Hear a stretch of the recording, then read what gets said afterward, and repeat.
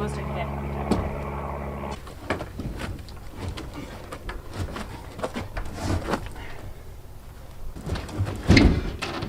Are we just going kind of straight, pretty much now? Yeah. Let's try to push a little more, right? Ooh. Yeah, it hit a stick over here, I think is what's happening.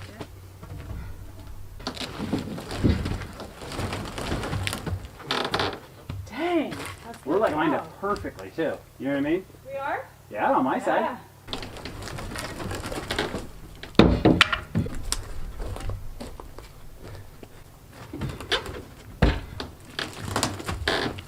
That's, whoa. I don't know if you want that close. You want to A look? little more.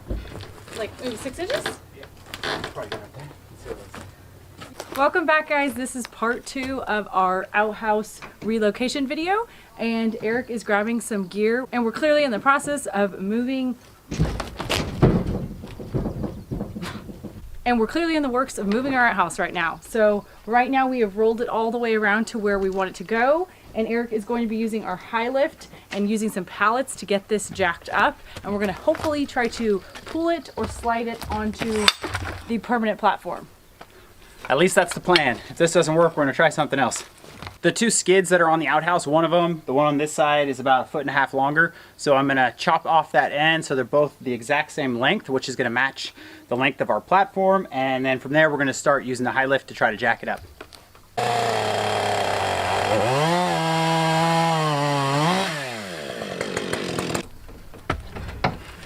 How much? Go in. It's hitting the wood. Okay, hold on a second. It's hitting that stump you didn't get. Okay, so that'll be good. That's gonna go off. Watch that.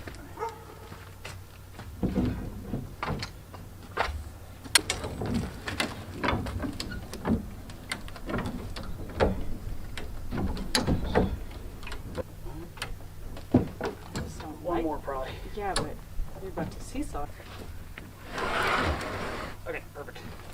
This is already starting to go up. What is Yeah, I go it? down with it. Have you counted how many pallets high we're gonna have to go with this? Like 8 on each side? I'm gonna use these beams too though.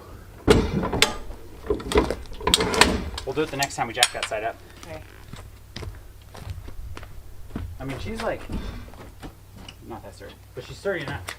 Yeah. Let's see that.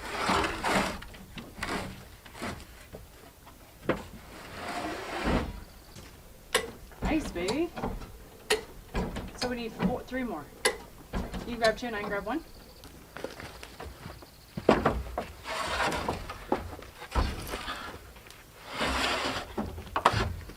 Cool.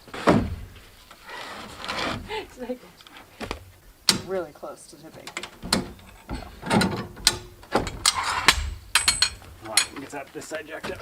It's just its center mass. It's so heavy up here. Ew, there's a spider sack in here. Because we can't really add a pallet on top of those beams.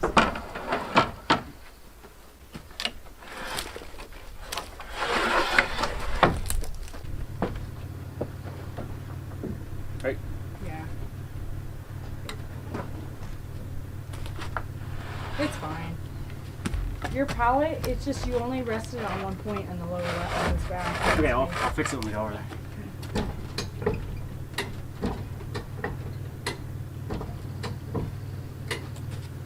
Which way are you going right now? I'm going down.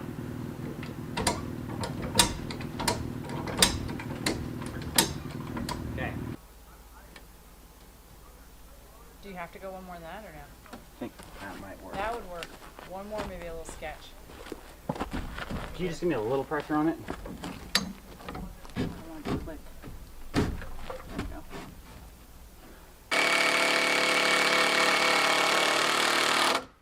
You sound like an old western or something.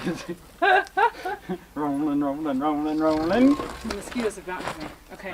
All right, guys. Believe it or not, this is actually working out pretty well. We started with just one stack of pallets on each side, but then Arielle suggested we do 4 stacks, 2 on each one. So the higher we got, it wasn't as wobbly, and it's pretty solid now. I'm gonna jack this up a tiny bit more. We're gonna move this stack of pallets that I'm on in, and then we need to figure out how we're gonna start sliding it that way. We have our little ramps going up onto the platform. That's what it's gonna slide up on. The only thing we're trying to figure out is we have a cross beam going this way that this skid is going to go across, but we have nothing in the middle. So we're going to try to figure something out there, and then we're going to start pulling it onto the platform.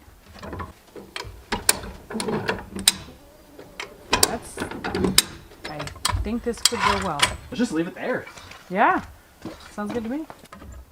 Do you want to do it at the right angle?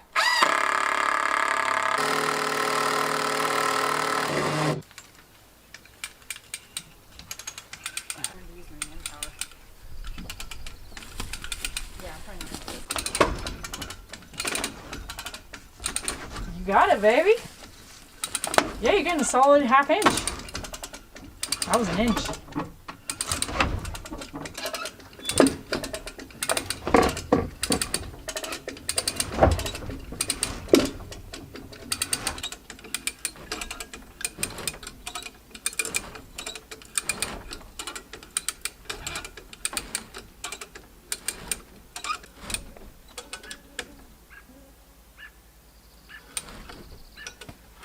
You're okay. You're solidly on those things now.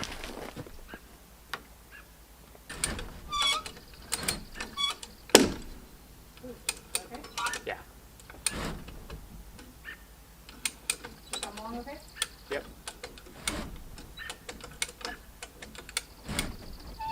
Right now. How's your 2x4 looking?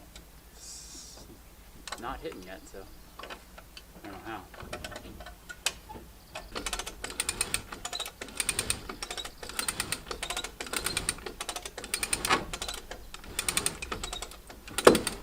Back. That's perfect. Then you'll be pretty close to flush. Is that what you want? Damn bushes. It's the trees you got. Okay, I'm calling that good. The hardest part's over. We got the outhouse up on top of the platform. We're gonna stop at this point and get back to this project tomorrow. We still have to build stairs and design and kind of enclose the whole bottom, and we'll talk about that then. But we are just gonna be cleaning up for the rest of the night and head inside. Yep, we'll see you tomorrow.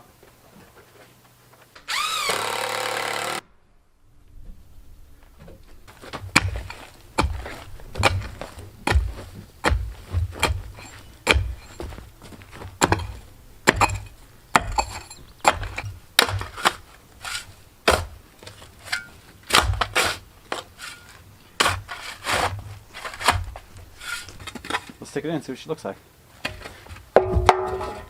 Ready? Yep.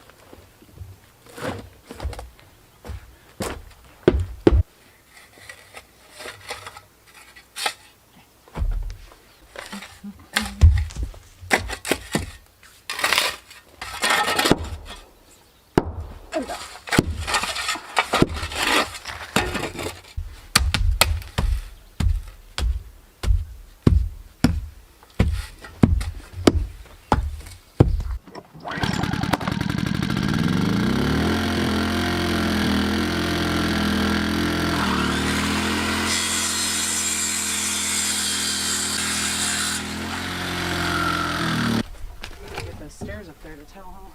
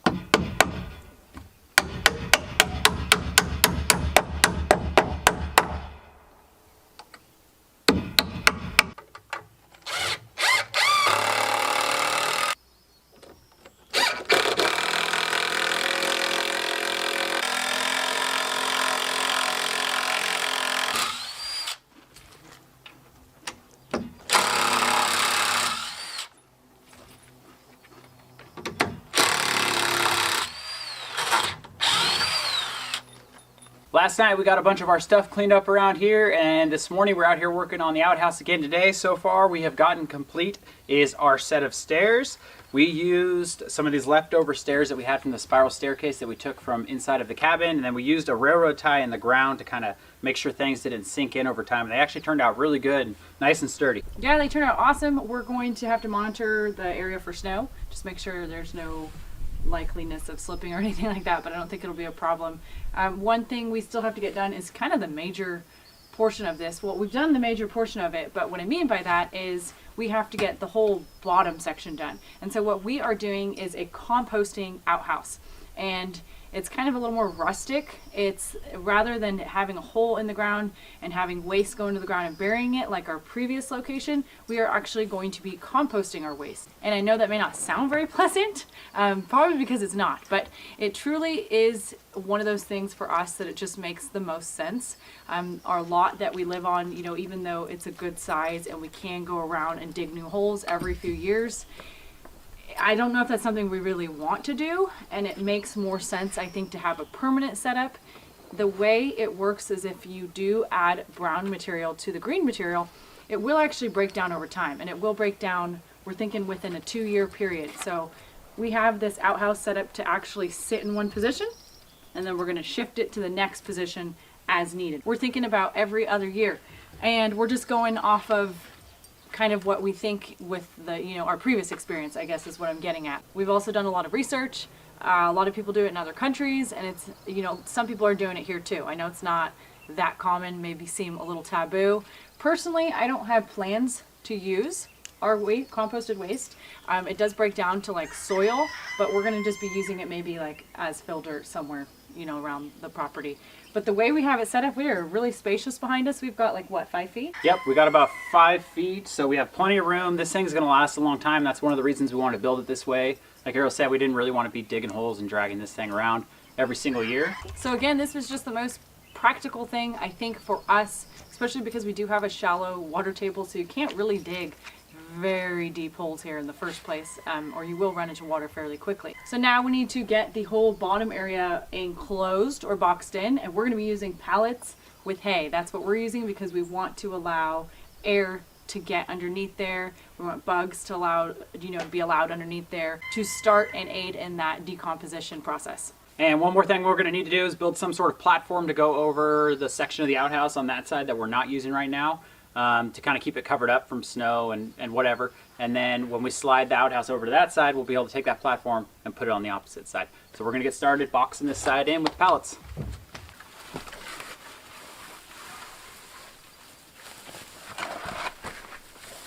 Yeah, super light. Doesn't even have to be dense now.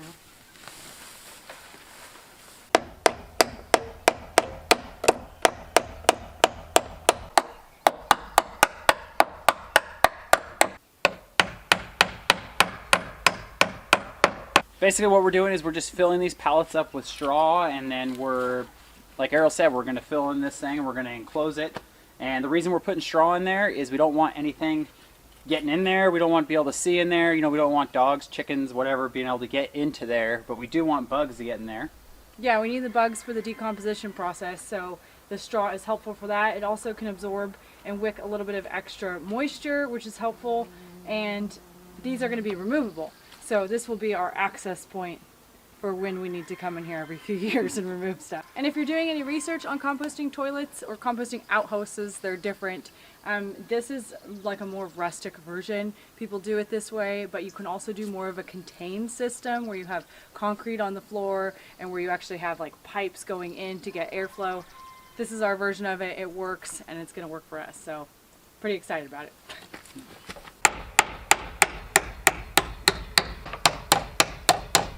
So since moving an outhouse, if you were just digging a hole, you know, around your property and just moving your outhouse is so cheap, you know, it's free, you just have to dig the hole. We wanted to keep this project as cheap as possible.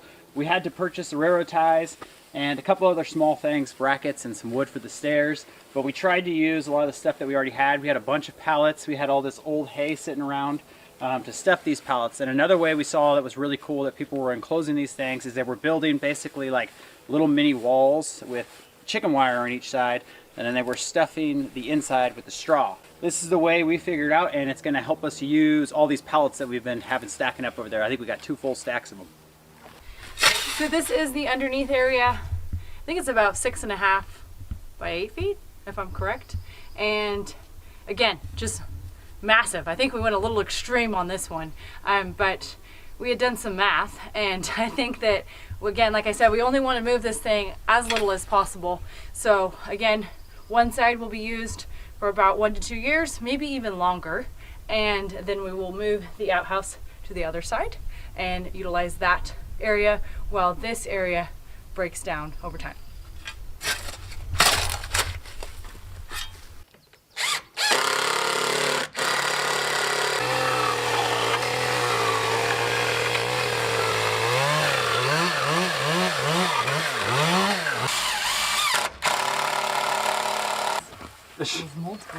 The bird flu? I don't know. No, you can get I know. really sick. I don't know. I'm not really that worried about it.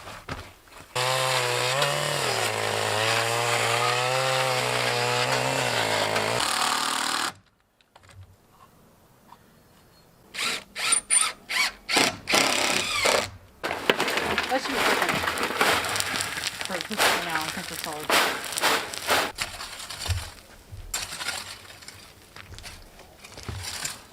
Yeah, that's good stuff. Really strange.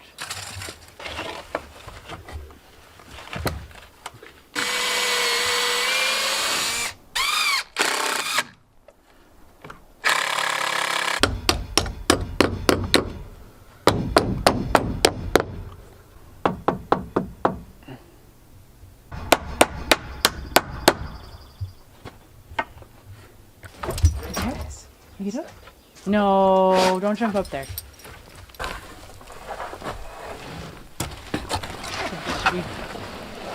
Oh yeah, that's great. That's great.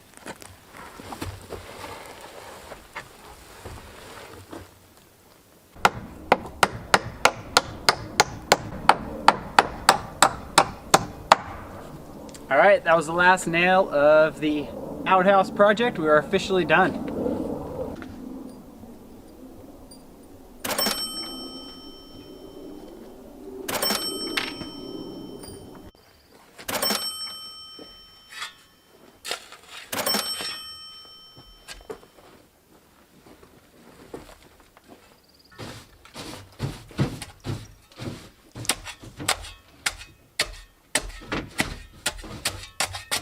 Now that we're all finished up with the composting outhouse, I just wanted to go over a few brief things. First, I know odor may be a concern when you're thinking about an outhouse, and truthfully, we've had this one and it's just not an issue. Usually if they're working properly and you're putting material on top of the waste, you have no issues with odor. In the past we've used wood ash, but we are going to be switching to shavings, and our primary reasons for doing that is because we are going to be composting the waste. So that waste needs its nitrogen as itself, and it will need carbon in order to break down, or in order to have that process happen. So we're going to be adding shavings on top as needed, and that is why we allowed for so much space underneath. We were accounting for having that extra volume of shavings in there, and we were also accounting for one other thing. Because we're in Alaska, I want to say maybe half or under half the year things are actually frozen, so there will be no decomposing happening, and that was important for us because when things are frozen, they're not going to be shrinking down. That stuff's not going to be kind of happening. It's just kind of put on hold. So we had to keep in mind that we needed enough space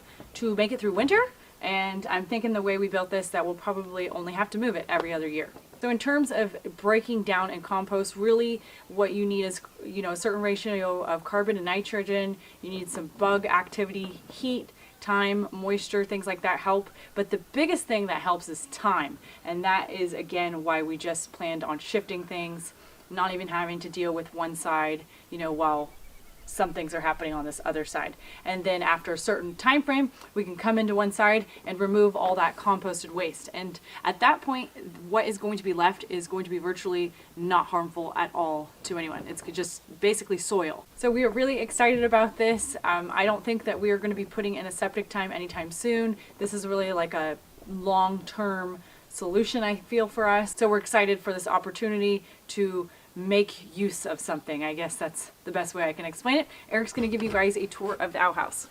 If you didn't catch the first part 1 of this build series, we started with our wood pile here and a few dead trees and kind of a sloped little area, and we cleaned it all up. We prepped the area for this composting toilet by putting in our posts, and we used railroad ties. From there, we basically got everything packed in. We put some cross beams, and then came the challenge of putting up the outhouse. We got the outhouse up. We built some sides around it. We built our stairs. Favorite part is the height of it. I don't know, for some reason it just looks really cool sitting up there. So the part we put in over here, this little platform, this is basically to just keep stuff out of there, whether it be snow, animals you don't want in there, whatever. But then we did stuff this with straw, so we have plenty of airflow going in there. And we stuffed every single one of these pallets with old bale of straw that we had. So this thing is completely covered in. And I think we just have a couple little high spots we need to throw some dirt in, but it turned out pretty good. And that's one of the main things with you know, the waste in there decomposing is you want a lot of airflow. So we made sure we had a ton of airflow in this thing, and then come a year and a half or a year or 2 years, whenever we have to move this thing, we're basically going to do what we did on the front. We're going to hook that strap on here, and then we're probably going to use the come along hook to one of these trees over here and just slide this thing across the platform all the way to this side, and then vice versa when we need to slide it back that way. Standing at the back of the outhouse, you can really kind of see how much room is actually in this thing. This thing is really tall, and then these are the 2 pallets that we kind of just held on with 2 nails. We left them hanging out a little bit so I can get them out with a hammer, and these will be the ones that we can remove when we need to get in there and we can take out all of our compost. So we got the pallets on this side too, filled with straw, and the stairs, those turned out really awesome. One thing we're looking at doing is we're gonna use these for a little while, and then if we feel like we need it, we have some really cool looking wood and a nice piece of pipe, and we might put a little bit of a railing in here. Let's take a quick peek what the inside of an outhouse looks like. That's pretty much it. These are our wood shavings that we'll be using. You got a toilet, you got your toilet paper holder, you got extra toilet paper. What more can you need? Pretty straightforward, not glamorous whatsoever. But that's going to be it for the composting outhouse build. We appreciate you guys watching and following along on this journey, and we will see you next time.